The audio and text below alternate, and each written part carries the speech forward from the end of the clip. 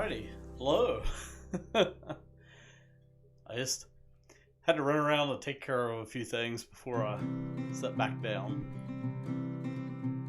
Okay.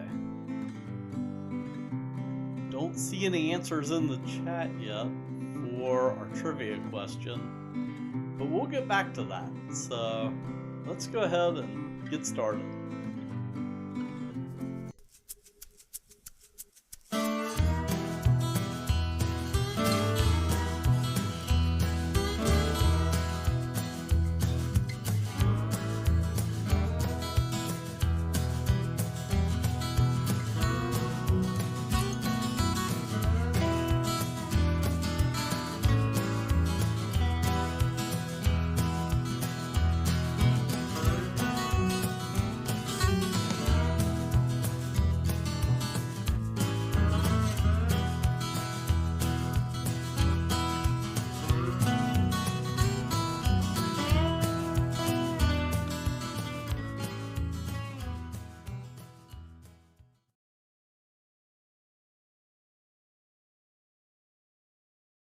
Oh, there we go.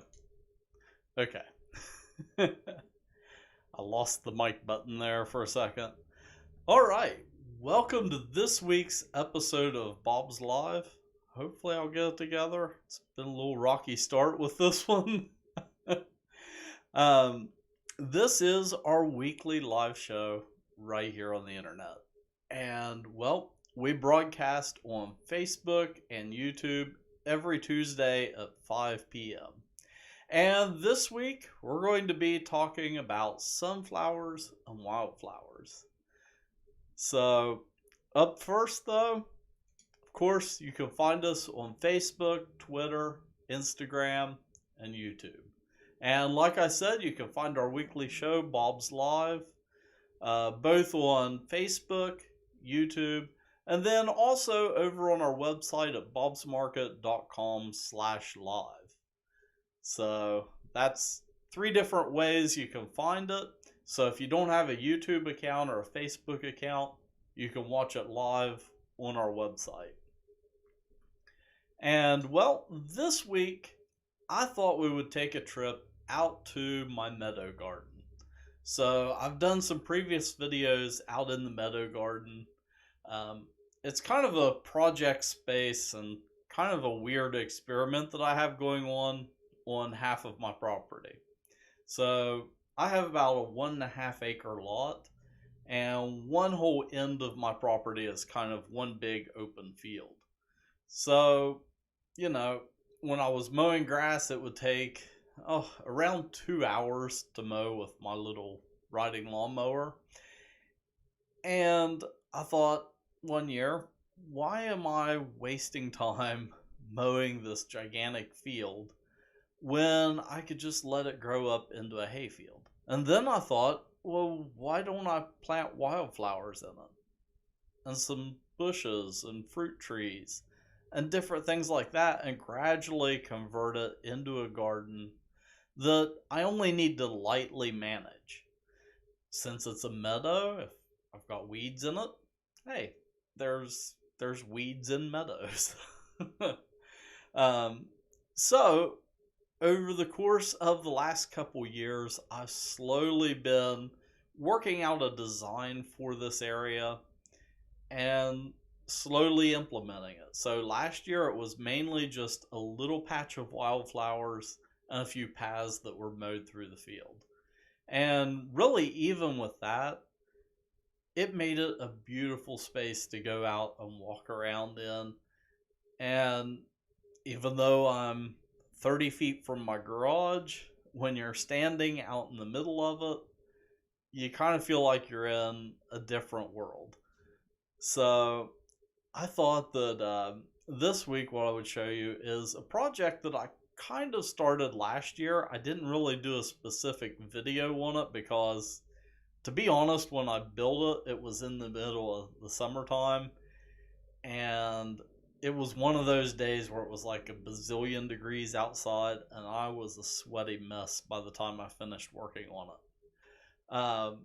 But you'll see that project in this video, and also my intended use for it, which the experiment turned out to be a success. So you'll see that success in this video.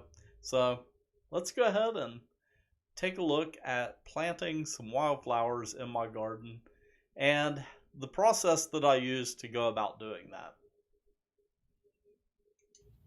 Today I'm out here in my meadow garden, and I'm setting on a platform that I made last year, and I really just threw it together out of some scrap wood just to create a nice little seating area out here that I can come out, sit down and just enjoy nature.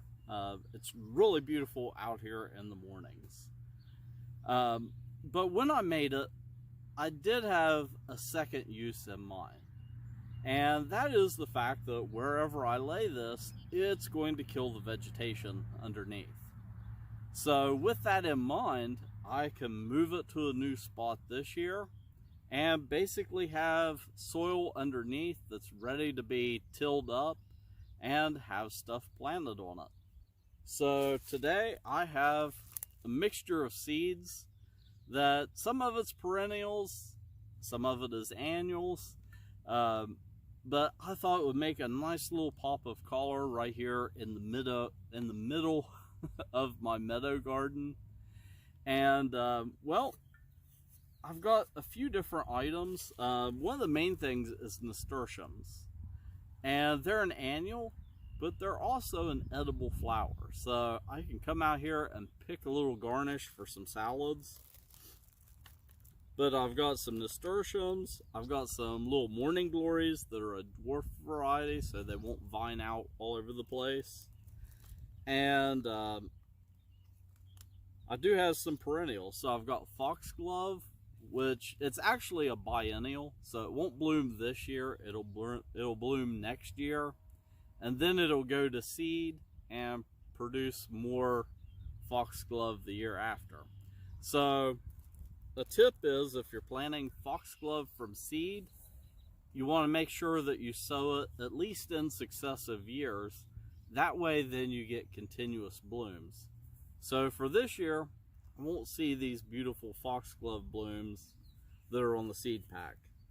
I also have lupine, delphinium, and also hollyhock. So the hollyhock I'm going to plant more toward the back of this bed, and that'll kind of create a little bit of a screen. I'm working on a few different things for this meadow garden to kind of start creating a dividing line between the front of it and the back, to kind of create a little bit of privacy back on the back side of the garden here. And well, that, along with some other really expired packs that I had down in the freezer, I'm going to be planting. So I've got some columbine, some verbascum, and some larkspur. So I don't know if these will even germinate because they are well past their they're well past their expiration date. All right, I'm going to be moving this right directly next to where it was. It's coming out kind of at an angle, but I think it's going to turn out nice. I'm just hoping that there's no critters living underneath of it. So I guess we're going to find that out. If you hear me screaming like a girl, you know there's something under there.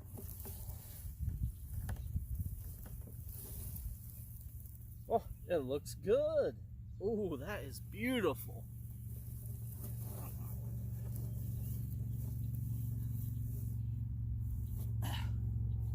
I would say my plan was a success.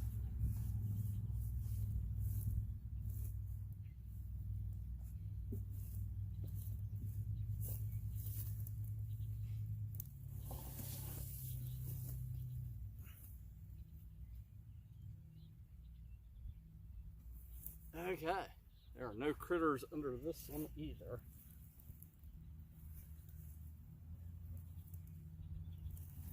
Oh.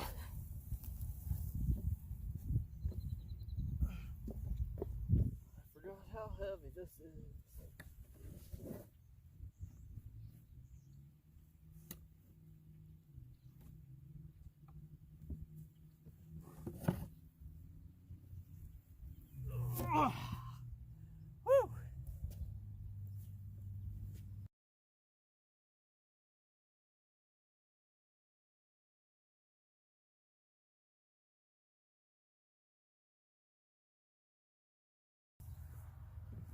Okay, now it's time to plant my seed, and I want to try to plant it from either this side or kind of walk down along that edge and kind of just broadcast the seed, because this soil is still pretty damp,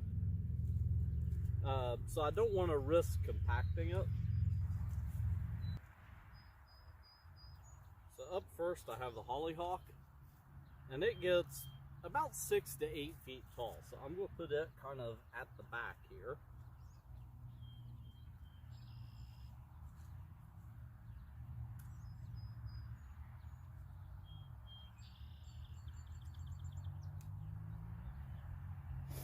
I really like hollyhock. It's one of those classic flowers that is really dependable.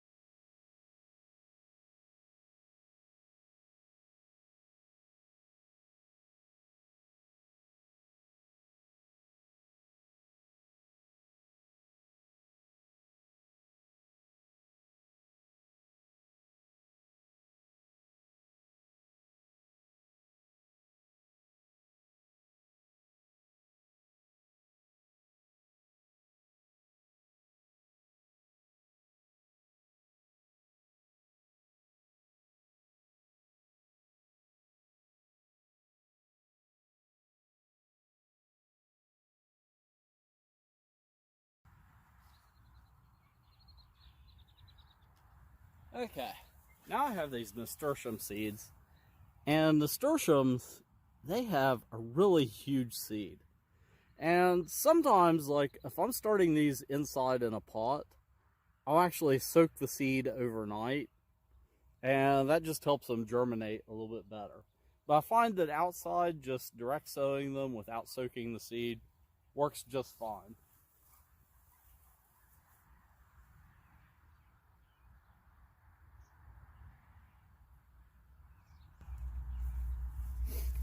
Okay, and the final thing that I had to plant is a couple varieties of morning glory.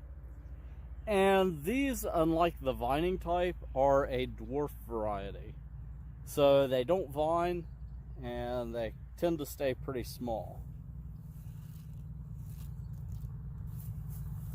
Alright, so the last thing I'm going to do before watering this in is add just a super thin layer of potting mix over the top. And I really find that, you know, this might seem like an expensive step, but it really does help the flowers germinate.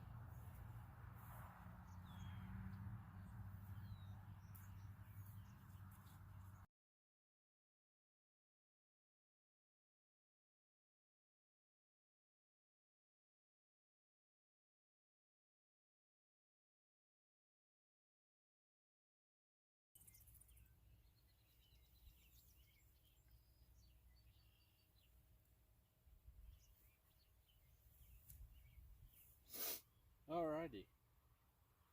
Now that I've got the potting mix on, I do want to lightly tamp everything in. So I'm just going to go back with my shovel, just lightly tamp it.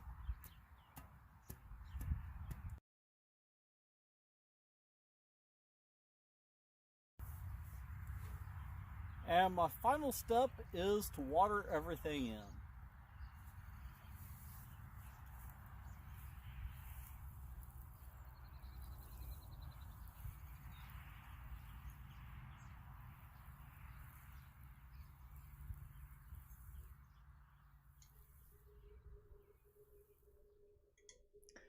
All right, so I actually recorded this video. Let's see, it was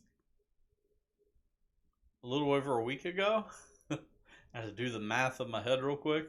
But I already have stuff coming up, and in an upcoming video, you're going to see an even larger area of wildflowers that I planted this year. So I've got a few different wildflower patches. In fact, there was one area that I planted last year that I didn't even bother filming this year when I planted it.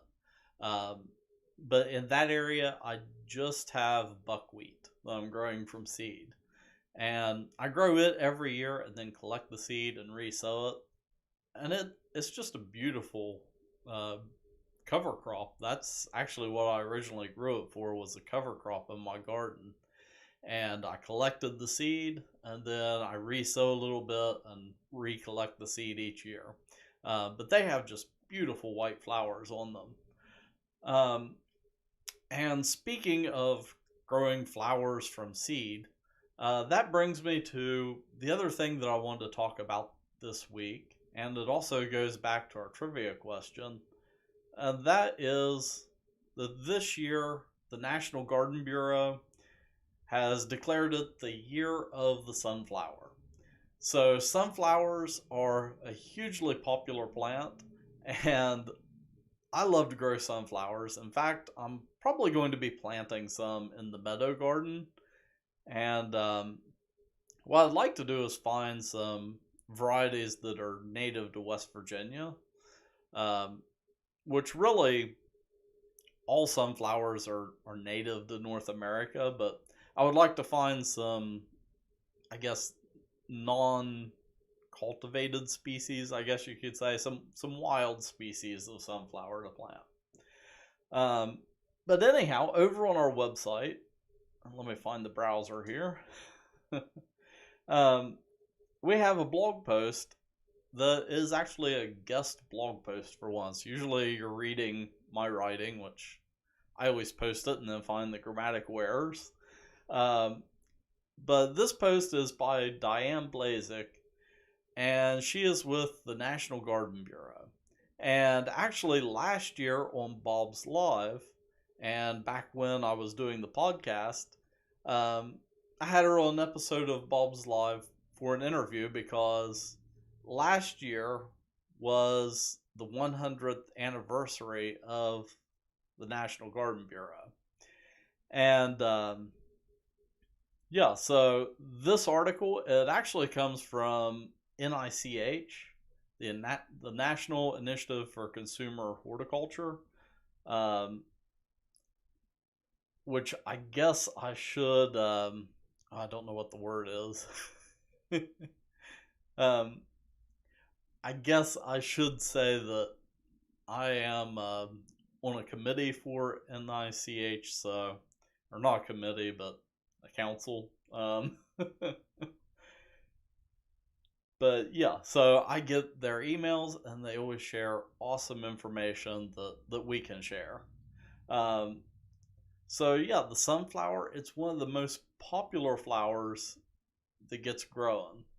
And in this article, talks about growing them both out in your garden and then also growing them in containers, which we have, and I include a link to it in the article text. Um, but we have previously, as let's see, 2018, so a few years ago, um, I did an article on growing them in containers. So if you want to grow some sunflowers in containers, we have a great article on our website on how to do that. So you can check out both of those articles. And then also you can click through right here and watch the interview from last year. So that's over on our website. If you go to bobsmarket.com, it's the very first blog post. If you scroll down on the homepage, it has a big sunflower as the thumbnail, so you can't miss it. But I thought that we could go a little bit more in depth here on Bob's Live and talk about sunflowers. So that goes back to my question at the beginning of the episode. This week's trivia question: what is circadian rhythms? And sunflowers have a circadian rhythm. And it actually even ties in with the scientific name just a little bit. The scientific name for sunflowers is Helianthus. So there's a bunch of different species within the Helianthus group. Um, but Helianthus, if you think of Helios, the Greek word for sun, so sunflower, okay? Um, Sunflowers are, this is the big word for this week. I should have done text to put it up on the screen, but the big word is heliotropism. So that's your big scientific word for the week. Sunflowers are heliotropic. They track the sun. So the sunflower, its bloom will track the sun from east to west throughout the day.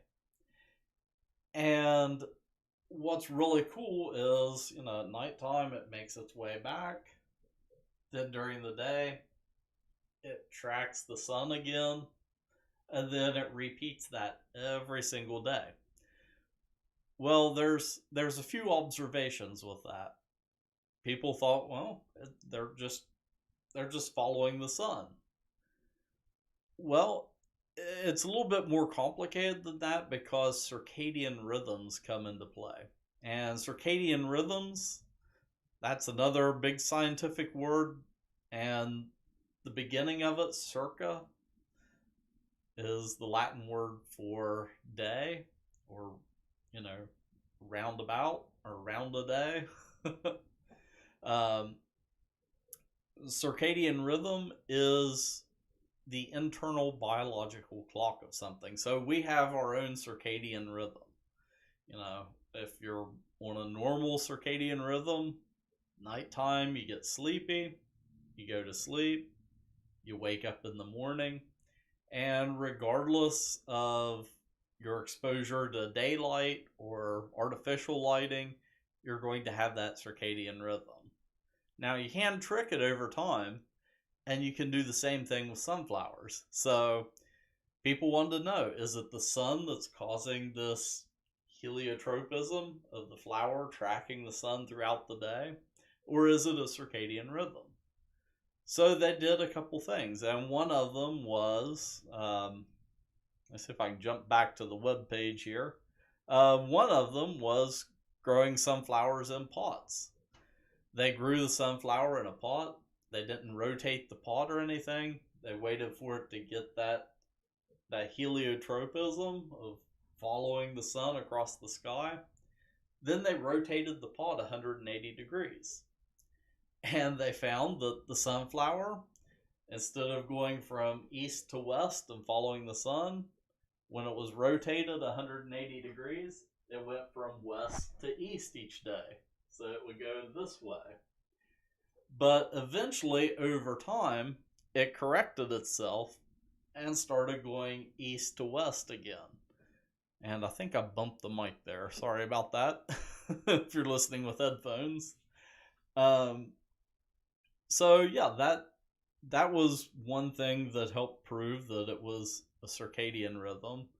Another thing was they did a similar experiment where they grew sunflowers, then they took them inside where they couldn't see the sun, and they had, a constant source of light, and they still exhibited the same behavior. And yeah, so that kind of proved that they were following a circadian rhythm, an internal clock that lets them know, hey, it's time to point east, and I need to start making my way westward throughout the day. So yeah, that's really interesting. But we can get even more weird with sunflowers. So sunflowers, they have beautiful blooms, but that bloom is actually thousands of blooms. You see, each little sunflower seed, which a sunflower can have 1,000 all the way up to 2,000 seeds per seed head, each one of those has what's called an inflorescence. So it's basically a little flower that makes up the larger flower. Each one is its own little self-contained flower. And then around the edge, you have some special inflorescences that have a modified leaf that forms the flower petal. So, that's pretty cool. But let's go a level deeper here with the crazy science stuff. If you've ever noticed a sunflower bloom, we'll just call it a bloom for the sake of it because it's a little bit more complicated. It's inflorescences, but if you've ever noticed the seeds inside of a sunflower bloom form spiral patterns. And those spiral patterns are really interesting because it's a double spiral. So this is a drawing of a sunflower seed pattern. So you can kind of see the spirals going clockwise, and then there's also spirals interlaced with that are going counterclockwise. And here's where it gets really weird.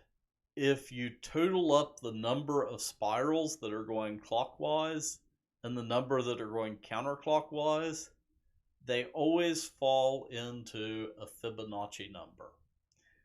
So the Fibonacci sequence, it is a series of numbers. It goes 0, 1, 1, 2, 3, 5, and so on. So basically, each additional number in the Fibonacci sequence is the sum of the previous two numbers. And if you total up the number of spirals going clockwise or going counterclockwise, it always falls on a Fibonacci number. And also, if you graph the Fibonacci sequence, it forms a spiral. And that spiral is called the golden ratio, and it appears everywhere in nature. So another way to look at a sunflower seed pattern is taking the golden angle, which you get from that spiral, and either adding a degree or subtracting a degree, and you get these patterns. So again, really cool math stuff within a sunflower. So it's just mind-blowing when you look at them.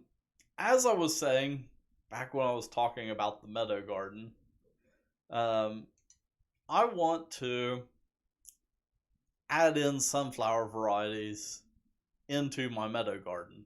And actually, on my actual vegetable garden, I've had a problem the last few years with a variety of sunflower that's growing in that area. I don't want it, so it's basically growing as a weed, but it is a native sunflower variety. So let me jump over to another camera view here. So I broke out my Flora of West Virginia book. And this is a book, I think I've referenced it before on Bob's Live. It is a great book if you're into plants, and especially native plants to West Virginia and just the general Ohio Valley area. I think this version is around from 1970, I think. But it's Flora of West Virginia. It's by Strasbaugh and Core. And it's published by Seneca Books. And I've had this copy since around 2005 when I took plant taxonomy in college. but it has literally every type of plant that you can find in West Virginia in it. And it is a great resource. So we looked at it a few weeks ago when we were looking at ferns. But this time we're going to flip all the way to the back of the book. And all the way back here, I stuck a post-it note on the page. We have some native sunflower varieties to West Virginia. And the one that I have that keeps coming up in my garden that I can't seem to get rid of is this one. It's Helianthus mollis. And it actually has in parentheses next to it soft. And the reason why, and right here's a picture of it, the reason why it has that in parentheses is the leaves are extremely soft with it. I mean, I've never grown a plant or seen a plant where if I'm out in the garden and I see the leaves, I just have to kind of touch them and pet them because it almost feels like an animal. It's so fuzzy and soft. But yeah, when you read the description, it is that plant. And of course, this was published around 1970, and I've got to flip it up here so I can read it. And the descriptions in this book, it's giving a scientific description. So it says stems to 1 meter high, densely whitish, villous, which means it's fuzzy or furry. Leaves opposite, with rounded base, densely cinereous pubescent beneath, gray and scabrous above, which, yeah, that's perfect description. Broadhead, showy, and spikiform racemes. Yeah, now we're getting into the scientific description. So I'm going to skip all that. But anyhow, it says a prairie species established near Ripsey. Now I'm getting tongue tied. Yep. It's a prairie species established near Ripley in Jackson County. And that observation was made in September of 1970, when this version of this book was published. And it also says in Randolph County, September of 67. So I'm fairly confident that that's the species of sunflower that I have popping up in my garden, because it's kind of natural to assume that over the last, since 1970, last 50 years, this plant has migrated around the area, and Ripley's pretty close by. So I just thought that was interesting. And yeah, again, if you're into plants and you like to go out and collect plants, or if you're into hiking, this is a great book. I wouldn't recommend taking a long hiking because it is, well, what we were looking at today was on page 978, but it's around 1,000 pages. I guess if you did take it with you out into the woods, you could club something with it. But yeah, sunflowers, they are awesome. Let's see. Printed off a whole list of facts here that I'm looking at. Of course, sunflowers are native to North America. There's about 70 species of sunflowers. And this is kind of interesting. And if I remember correctly, it was in Italy. The tallest sunflower ever recorded, it was over 30 feet tall. And I would have to go look it up, but I think it was in Italy in the early 1900s, where that was recorded. So, yeah, 2021 is the year of the sunflower. Plant you some sunflowers this year, and take a look at their blooms, and appreciate the mathematical complexity of them. So, well, that is all that I have for this week. And until next time, keep growing.